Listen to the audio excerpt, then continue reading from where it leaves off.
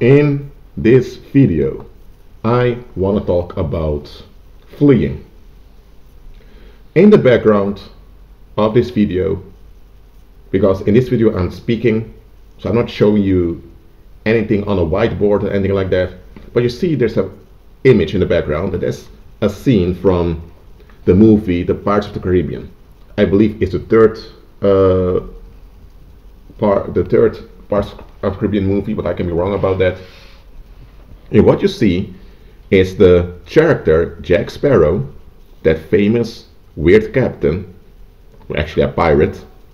He encountered a native tribe, and the natives see him as a threat, and now they're coming after him with their spears, possible blades, and shields. And because it's a multitude, Jack Sparrow flees. Now, this scenario is just a movie, I know, but this scenario in real life would be an objective reason to flee physically. When there is physical danger that you can't manage with your own body, then you flee. Okay? For example, if there's a car on the road and the driver is drunk and out of control, and the car is actually moving around like crazy, then you will flee from the road, so you will not be hit by the car. Okay, that's understandable. But what if you have someone, this is a parable I'm giving you now, what if you have someone that's screaming and shouting and is running around like crazy, and then the people nearby ask him, what's going on, and he tells them that he's fleeing, and people ask him, what are you fleeing from, and he points behind him, and people look behind him and there's no one there, and the guy keeps fleeing. So after the guy left, the people move in the direction that he pointed at, and they find out there's nothing there. So the people began to think something's wrong with this guy. He's fleeing while nobody's coming after him. Now, that brings me to Proverbs chapter 28 verse 1. That states, the wicked fleeth when no one pursueth, but the righteous are bold as a lion. About fleeing. When we think of fleeing, we then think of physical fleeing. Just like in that movie, that scene in the movie of Pirates of the Caribbean, Jack Sparrow, played by Johnny Depp, was fleeing. Okay? But in real life out there, people often flee while there's no actual danger. It's because worldly people in general seek relief all the time. Whenever something occurs that they have no interest in dealing with, they flee. They either flee by attacking the circumstance or the individual they want to avoid, or they just rush away from the event or the individual. They flee. And most of the time, there was no actual danger at all. It's just that they can't handle that their will is frustrated, so they move away. They can't handle emotional distress nor mental distress, so they flee. Now look, if there's a situation that's toxic, that is natural that you want to move away from it. But that's different than you having a toxic mindset and always seeking relief. And that is what worldly people do. They're always seeking relief. Think about it. You have the adult, let's say the husband, hitting the child because he didn't have his way. So the child now is obliged to make sure the parent is at ease, or else something bad is going to happen. People call this discipline. It's cowardice. Besides child abuse, is cowardice. And then you have the wife who sees it and she condones it. Why? Because she doesn't want to lose the affection of her husband. So she puts her sexual and emotional interest above the safety of the children. And she enables the violence of her husband. And she often redirects the negative attitudes of her husband towards the kids, so that she is left alone. She is in relief seeking, and she's enabling another relief seeker and coward, her husband. Instead of finding ways to deal with the kids in a productive manner in which everyone benefits in the long run, he seeks relief by smacking the kid, spanking the kid, just to have his way. But here's the thing: he wouldn't dare doing that with an adult just like him.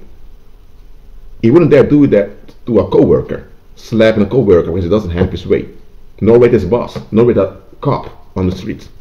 But he would dare it against a kid. He's in relief seeking. He's fleeing. Another example: you have a young female that always gets involved with the so-called wrong guys. She's always so-called a victim that she attracts bad men. But yet she's the one involved with those bad men all the time. Then someone asks her, then why are you getting involved with those bad men? There are so many other guys around. Why didn't you pick one of them? And then she feels assaulted. She becomes upset. Why? Because now that other individual holds her an account and makes her think and reflect on herself. She doesn't want to do that, because then she has to take responsibility for her part in things, and that's a place she doesn't want to go, so she flees. Fleeing. It's a common thing that common people do. For example, people tend to flee into drugs, recreational drugs, whether it's cocaine, whether it's heroin, or whether it's smoking marijuana. People seek relief in recreational drugs, but I said they're fleeing. There are men here in the country where I reside. They go to the coffee shop. You know, in other countries, a coffee shop is a place you go to get coffee or a cake. In the Netherlands, the word coffee shop means a place where you get your weed. You have shops here where you can get weed legally and get high over there. Now, you have those men that go to those coffee shops, they smoke from a shisha, or they smoke the marijuana in the form of cigarettes. Anyway, they go there every single day. Many of them don't even have a job, or they work part-time, or many of them just on welfare benefits, but every day they are in a coffee shop. They're relaxed over there, relaxing. They don't get ahead in life. They don't make any move. They don't seek any solutions. It's just relief. They're fleeing. Then you have folks who so-called don't like someone. They really can't stand a certain individual. Now what's going on there? That individual who carries that hate has things that they don't want to face. So to distract themselves, they are projecting their fright and their frustration onto a target.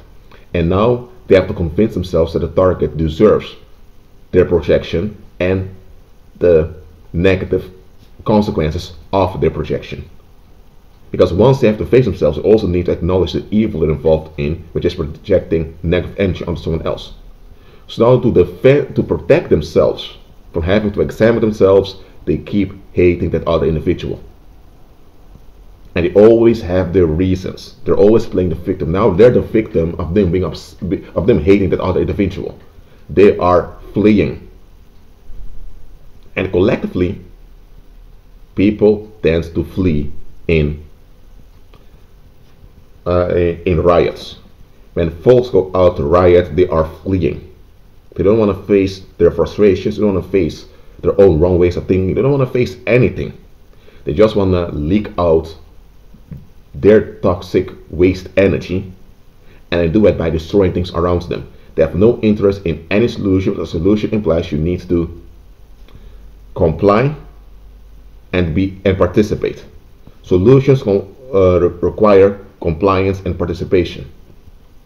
And folks that go out rioting, they don't want to comply nor participate in any solution. Just want the easy way out, which is to dump their waste somewhere.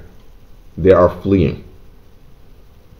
Then you have folks that go to their jobs way and they stay way too long at a job, so they become workaholics. They are fleeing. Okay, that's been 10 minutes in this video now. I hope it's obvious now that fleeing is something common people do, I would say, all the time. There are some exceptions, of course. There are some common people that are not that common. They really want to face things and work things out. But in general, worldly people flee. And the point I'm heading to is the following.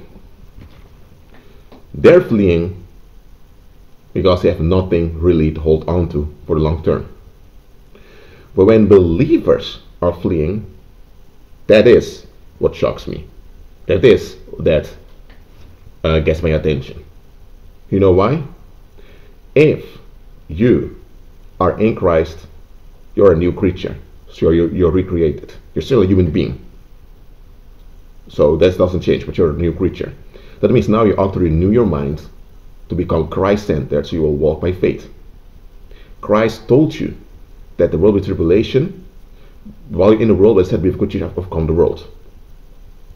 So not only have you been promised victory, despite that you will endure things, that you will go through stuff, you're also promised that one day you'll be resurrected in a permanent body. So you shouldn't even be afraid of physical death, because physical death is just a pause between being operative on the earth in your temporal body and being operative in your permanent body. It's just a small pause, that's all. So if you have the security of Christ himself, and he's Lord of heaven and of earth, he is the owner of the earth, and he designed you to operate on the earth, and you will return to the earth forever. So earth is your home, and Christ is Lord of the earth, and he has given you his security to operate in abundance and prosperity on the earth. Then why are you fleeing? It's one thing when the unbeliever who doesn't have Christ is fleeing. To some extent, I'm not excusing it, but to some extent they have no other option than to flee. Well, there's the option of seeking for a way out, but then you'll end up with Christ. But overall, worldly people are also brainwashed by their society, so they don't even see it any other way than fleeing. So when the worldly people are fleeing, I can understand that.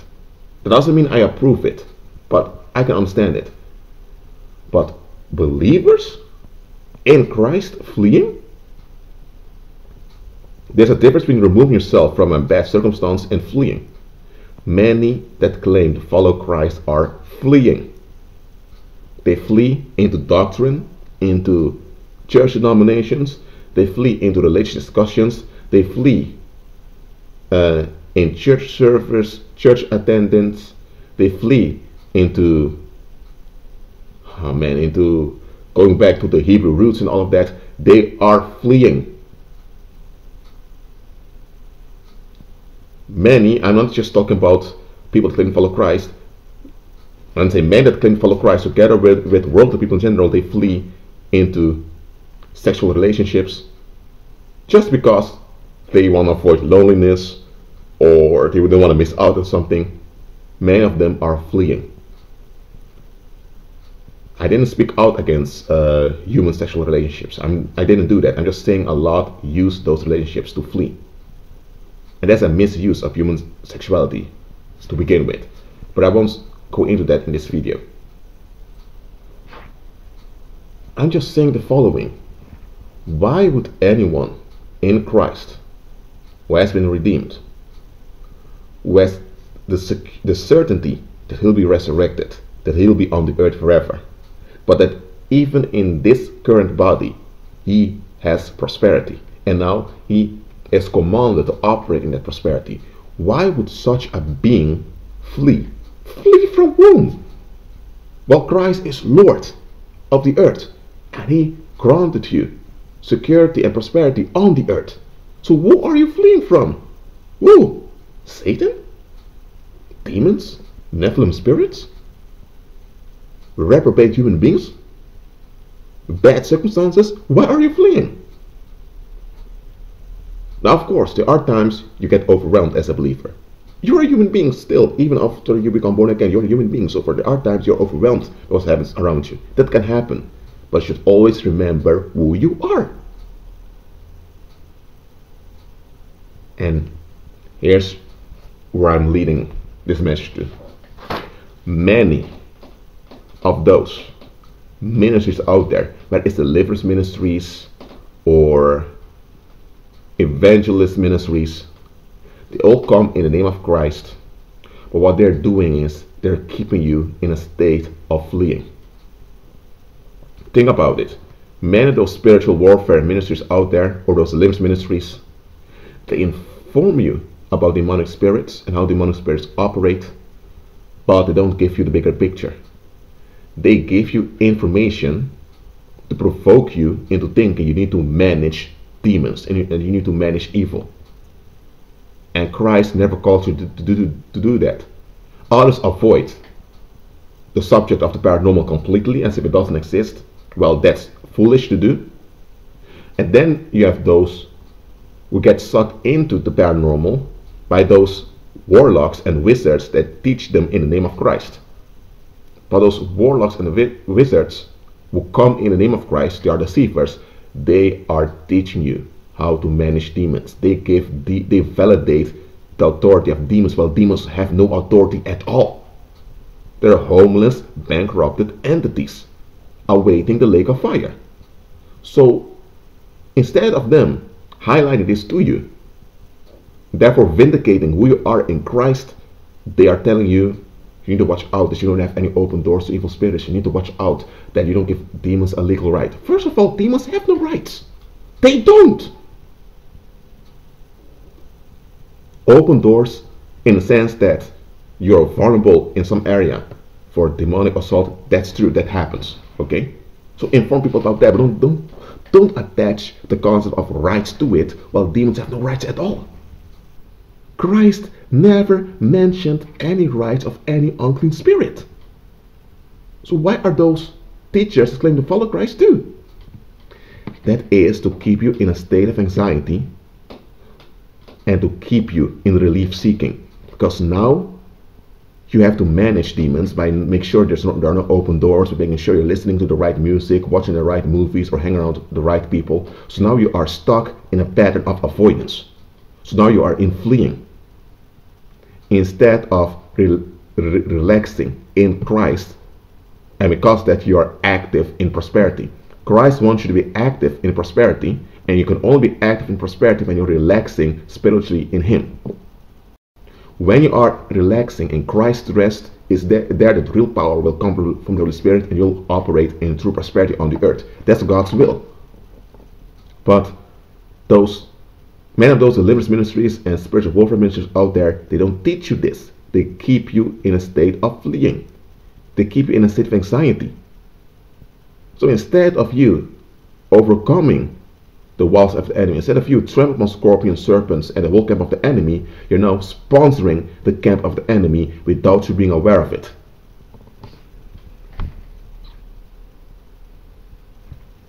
So, I'm asking you, are you fleeing?